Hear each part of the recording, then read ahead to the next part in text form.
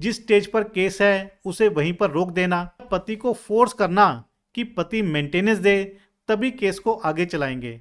नमस्कार दोस्तों, लीगल गुरुकुल में आप सभी का बहुत बहुत स्वागत है, जहां मिलती है आपको सही लीगल नॉलेज और सही लीगल एडवाइस। दोस्तों, किसी भी केस में एक पार्टी का अधिकार है कि वो अपने केस को साबित करने के लिए कोर्ट में गवाह और सबूत पेश कर सकती है, और दूसरी पार्टी का अधिकार है कि वो उन गवाहों को क्रॉस एग्जामिन कर सकता है, सबूतों को रिबट कर सकता है, ताकि कोर्ट के सामने सच्चाई ला सके। मैट्रिमोनियल केसेस में ये अधिकार पत्नी के पास भी है और पति के पास भी है। लेकिन दोस्तों, जब पत्नी का मेंटेनेंस लग जाता है तो उसके बाद कोर्ट का रवैया पति के प्रति बिल्कुल चेंज हो जाता है। दोस्तों, मेंटेनेंस लगने के बाद कोर्ट पति को डराती धमकाती है, पति को मेंटेनेंस देने के लिए कहती है या पति को वार्निंग देती है। देखिए, ये कुछ हद तक तो सही है, लेकिन कई बारी कोर्ट पति के मेंटेनेंस ना देने पर ऐसे ऐसे कदम उठा लेती है जो कि कानून के दायरे से बाहर चले जाते हैं। जैसे कि केस को आगे चलने ही नहीं देना, जिस स्टेज पर केस है उसे वहीं पर रोक देना, या पति को फोर्स करना कि पति मेंटेनेंस दे, तभी केस को आगे चलाएंगे।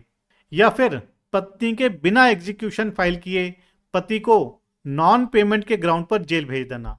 दोस्तों, आज हम एक ऐसा ही केस डिस्कस करेंगे जहां पर फैमिली कोर्ट ने नॉन पेमेंट ऑफ मेंटेनेंस के बेसिस पर पति को अपनी डिफेंस रखने से मना कर दिया, और हद तो तब हो गई जब पति ने पत्नी को क्रॉस एग्जामिनेशन करना चाहा, लेकिन फैमिली कोर्ट ने पति को क्रॉस एग्जामिनेशन भी करने नहीं दिया, परमिशन ग्रांट नहीं करी। दोस्तों, वीडियो बहुत ही इंपॉर्टेंट है, इसलिए आपने वीडियो को अंत तक जरूर देखना है। और यदि आपने अभी तक चैनल को सब्सक्राइब नहीं किया है तो चैनल को सब्सक्राइब कर लीजिए, साथ ही नोटिफिकेशन बेल आइकन दबा दीजिए। इन केस आपकी कोई भी लीगल समस्या है, लीगल प्रॉब्लम है, तो वो आप मुझे भेज सकते हैं। यदि आप अर्जेंटली मुझसे बात करना चाहते हैं, अपने मैटर को डिस्कस करना चाहते हैं, तो आप ईमेल से मुझसे 1-to-1 सेशन की अपॉइंटमेंट ले सकते हैं। दोस्तों, इस केस में पति पत्नी की मैरिज सन 2006 में होती है और उनके घर 2 बेटियां भी पैदा होती हैं। पति पत्नी के बीच में लड़ाई झगड़े शुरू हो जाते हैं। पत्नी अपनी माइनर बेटियों को लेकर के पति से अलग रहने लग जाती है। इसके बाद पत्नी के द्वारा अपने लिए और अपनी माइनर बेटियों के भरण पोषण के लिए पति पर सेक्शन 125 सीआरपीसी मेंटेनेंस का केस फाइल किया जाता है। दोस्तों, केस के दौरान फैमिली कोर्ट पत्नी की इंटरिम मेंटेनेंस की एप्लीकेशन को अलाउ कर देती है और पति को डायरेक्शन देती है कि वो पत्नी और माइनर बेटियों को भरण पोषण दे, यानी कि मेंटेनेंस दे। लेकिन पति किन्हीं कारणों की वजह से इंटरिम मेंटेनेंस के अमाउंट को पे नहीं कर पाता, जिसके चलते फैमिली कोर्ट पति को केस में अपनी डिफेंस रखने से मना कर देती है। पत्नी गवाही में जब अपना एफिडेविट सबमिट करती है तो पति पत्नी को क्रॉस एग्जामिन करना चाहता है, लेकिन फैमिली कोर्ट पति को क्रॉस एग्जामिनेशन करने का मौका नहीं देती, परमिशन नहीं देती। अल्टीमेटली जो भी दावा, जो भी सबूत पत्नी ने कोर्ट के सामने रखे, उन्हें पति किसी भी तरह से रिबट नहीं कर पाया, क्योंकि ना तो पति को क्रॉस एग्जामिनेशन का मौका मिला और ना ही अपना एविडेंस लीड करने का मौका मिला। फैमिली कोर्ट ने मेंटेनेंस केस को पत्नी के हक में डिसाइड कर दिया। दोस्तों, पति के द्वारा फैमिली कोर्ट के ऑर्डर को हाई कोर्ट में चैलेंज किया गया। हाई कोर्ट के सामने पति का कहना था कि फैमिली कोर्ट के ऑर्डर को सेट असाइड किया जाए, क्योंकि उसे अपनी डिफेंस रखने का मौका नहीं मिला और ना ही पत्नी को क्रॉस एग्जामिनेशन करने का मौका दिया गया। दोस्तों, हाई कोर्ट भी हैरान था कि फैमिली कोर्ट ने ऐसे कैसे पति को रिस्ट्रेन कर दिया। हाई कोर्ट ने जब फैमिली कोर्ट के ऑर्डर को डिटेल में पढ़ा तो ऑब्जर्व किया कि फैमिली कोर्ट ने पति को मेंटेनेंस अमाउंट पे करने के लिए सफिशिएंट अपॉर्चुनिटी ही नहीं दी थी, और फैमिली कोर्ट के ऑर्डर में यह भी कंफर्म नहीं हो रहा था कि पति ने जानबूझ करके मेंटेनेंस नहीं दिया।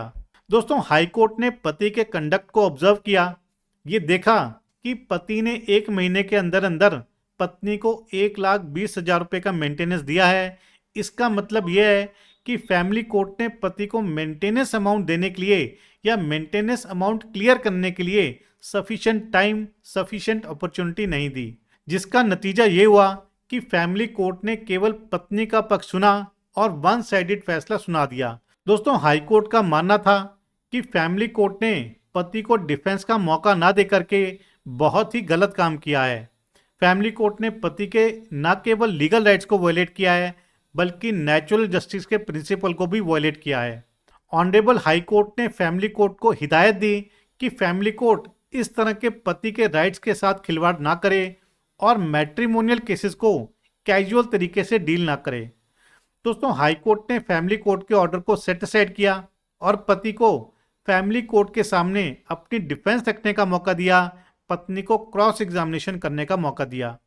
हाई कोर्ट ने पति को डायरेक्शन दी कि ये मौका पति को तभी मिलेगा जब वो मेंटेनेंस के एरियर्स को क्लियर कर देगा। दोस्तों, इस केस से, इस जजमेंट से एक बात बिल्कुल क्लियर हो जाती है कि नॉन पेमेंट ऑफ मेंटेनेंस के ग्राउंड पर पति के लीगल राइट्स को या नेचुरल जस्टिस के प्रिंसिपल को किसी भी तरह से वायलेट नहीं किया जा सकता। दोस्तों, इस जजमेंट, इस केस पर आपके क्या विचार हैं जरूर शेयर कीजिएगा। यदि आपकी कोई लीगल समस्या है, लीगल प्रॉब्लम है, तो वो भी आप मुझे भेज सकते हैं।